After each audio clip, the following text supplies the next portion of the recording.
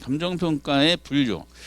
우리가 이제 방문가 그 기본서 보면은 이제 감정평가 분류라 그래서 여러 가지 분류 체계가 있어요. 근데 다 무시하셔도 되고, 분류 체계는 이론상으로는 이제 참고만 하시고요. 우리 감정평가에 관한 규칙이 되게 중요하다 그랬어요.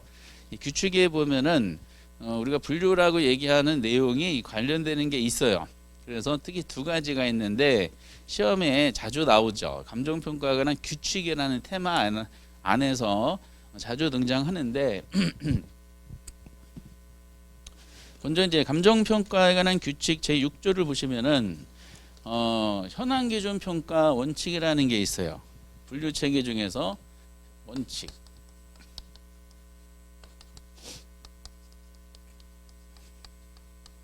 이 현황기준평가가 이제 감정평가 규칙에 입법화된 지가 한 몇 년 됐죠. 한 7년 정도 이렇게 됐는데 그 다음에 자주 나오죠. 이제 이 법률에 규정되기 전에는 가결 구할 때 어떻게 구하라는 거예요? 현황기준평가란 있는 그대로 평가라는 뜻이 현황이란 자체가 있는 그대로, 그렇게 시험에도 나왔었어요. 있는 그대로 평가하는 게 이제 현황기준평가다라는 내용입니다. 근데 예외가 현황기준평가 원칙이면 예외가 이 조건부 평가가 돼요. 근데 이제 법률에 이거를 입법화 시켰는데 그 옛날에 이것이 입법화될 때 입법 취지를 보니까 이렇더라고요. 감정평가 업무도 영업이에요. 그 의뢰인한테 의뢰를 많이 받아야지 돈을 많이 버는 업무적인 내용이고 영업적인 측면이 좀 강하거든요. 물론 이제 법에서 규정된 이제 일정 부분 이제 업무도 있지만은 그래서 의뢰인이 어떤 이제 조건을 달아서 요구를 하다 보면은 의뢰인이 갑이 돼. 평가사들이 의리되고, 그래서 의뢰인의 요구에 그 조건에 맞춰서 평가하는 조건 평가가 너무 많다는 거야. 실무적으로 조건 평가가 너무 많아지면은 의뢰인하고 감정평가사가 짜가지고 가격을 조작할 우려가 많다. 그런 사례도 좀 관찰이 되고, 그래서 법률에 이제 조건 평가를 최소화시킬 목적으로 현황기준 평가 원칙을 이제 사실상 법적으로 강조하기 위해서 입법화시켰다라고 얘기합니다. 근데 이제 옛날에 그 법률에 규정되기 전에는 그냥 있는 대로 있는 상황 그대로 평가한다 이렇게 시험에 나왔었거든요.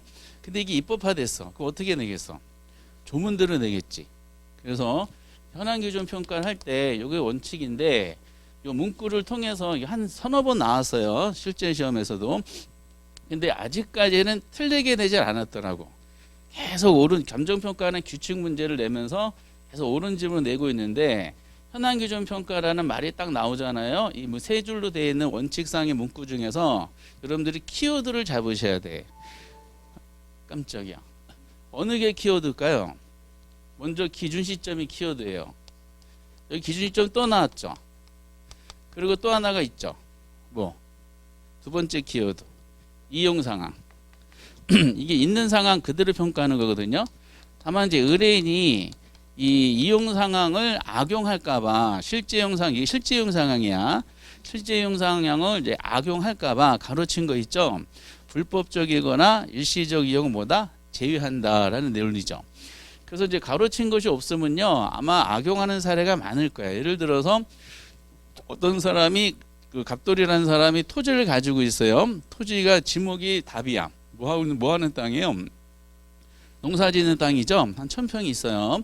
근데 본인 땅이 이제 수용당한다는 정보를 입수했어.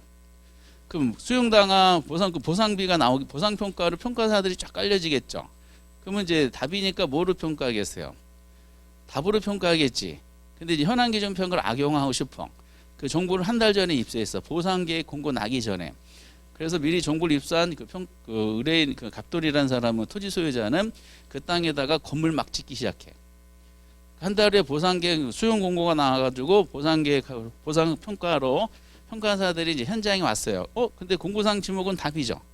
서류상 보니까. 근데 실제 와보니까 뭘로 이용하고 있어? 건물이 있죠. 그리고 그 건물로 이용한 땅은 뭐야? 대죠. 그 현황기준 평가하면 뭘로 평가해야 돼? 대로 평가해야 돼. 그런 사례도 있어요. 옛날에 법이 미흡할 때. 그래가지고 이제 가로친 거를 집어넣은 거죠. 일시적이거나 불법적인 이용은 제외된다. 그래서 실무적으로 보면은 수용당했는데 건물이 들어섰어. 이 건물 언제 졌는지 확인해. 그래서 뭐 한 달 전에 졌다. 그 인정하지 않아요. 그래서 이제 이런 식으로 이제 정하게 되고요. 또 세 번째 뭐가 키워드일까?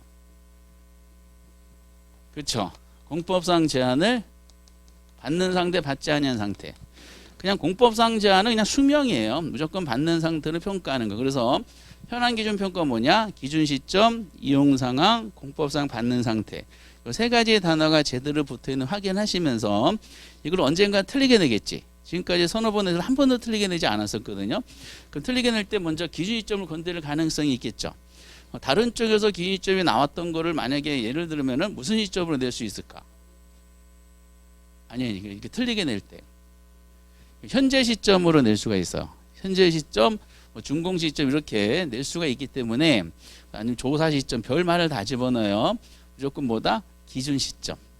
요거는 아마 건드리기 힘들 것이고 공법상 제한을 받는 상태를 받지 아니한 상태 이렇게 하게 될 겁니다. 이것이 현황 기준 평가에 대해 꼭 아셔야 될 내용이고 조문이니까 조문들은 이제 체크만 잘 하시면 돼요. 그럼 원칙이 있으면 예외돼 있겠지. 그게 조건 평가가 되는 겁니다. 조건 평가에 대한 항목을 보면은 1항, 2항, 3항이 있어요. 그런데 이제 1항이 항상 원칙이죠. 근데 2항, 3항까지는 아직 내진 않았고 개념만 나오고 있더라고요. 그러니까 이것만 시험에 내고 있어. 평가업자는 기준 시점에 가치 형성 요인 등을 실제와 다르게 가정하거나 이렇게 나왔죠. 그럼 가치 형성을 실제 이용처럼 이용하는 게 뭐예요? 평가하는 게 뭐야? 실제 이용상 그대로 평가하는 게 뭐다? 현황 기준 평가죠. 실제 이용 상황 그대로. 근데 어떻게 표현되어 있어요? 실제와 이용상 그대로 하는 것이 아니라 실제와 다르게 가정하거나 저기 표현이 되어 있죠. 특수한 경우로 한정하는 조건을 붙여서 평가하는 걸 뭐라 그런다? 조건 평가다라고 합니다. 여러분들 31회 그 기출문제 보시면은 이 지문이 그대로 나와 있어요. 그래서 이제 이게 조건 평가를 할 때는 이거 그대로 이제 생각하시 바랍니다. 근데 이제 조문 규칙에 이게 1항인데 2항하고 3항이 이제 있어요. 이제 그거를 과연 출제할까 안 할까 하는데 언젠가는 당연히 출제해요. 그러면은 이제 평가사들은 어떤 물건을 의뢰받으면은 그 이용 가서 눈으로 확인해서 실제 이용 상황 그대로 평가하는 게 말 그대로 현황 기준 평가가 그것도 원칙이잖아. 그런데 그 실제와 다르게 가정하거나 이런 조건을 붙여서 행하는 평가를 의뢰받았어요. 그럼 이걸 무조건 하느냐? 그렇진 않아. 이런 상황에 대한 조건을 검토해요. 이 검토 상황이 작년인가 평가사 시험에 나오긴 했는데 이게 2번에 대한 논리죠. 보면은 법령에 다른 규정이 있는 경우, 이게 법령에 다른 규정이 있으면 어쩔 수 없어.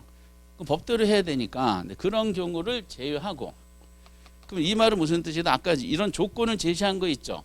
이 조건은 누가 제시했다는 거야? 의뢰인이 제시한 경우야.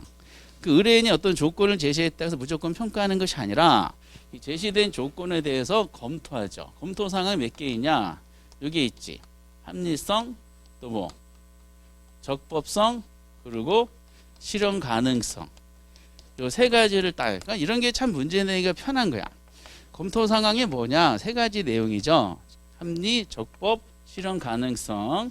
근데 이런 세 가지 조건을 모두 다 충족을 해야 돼. 충족해야지 조건 평가를 하는 것이고 세 가지 내용을 하나라도 충족하지 못하잖아. 뭐해요? 평가를 거절하라 이렇게 되어 있는 거야. 그래서 이제 우리가 현황하고 조건에 대한 입법 내용을 쭉 보면은 현황은 원칙으로 제시해지고 조건 평가도 할 수가 있다. 근데 세 번째는 조건 평가를 조건을 검토해서 하는 경우랑 거절하는 경우로 이제 구성이 되어 있어요. 그래서 우선은 기본적으로 아셔야 될 것은 그 현황에 대한 자주 시험에 올해도 나올 수 있어요. 자주 내는 현황에 대한 요 개념과 조건에 대한 요 개념이 있죠. 각각마다 1번 정도는 꼭 확인해 주시기 바랍니다.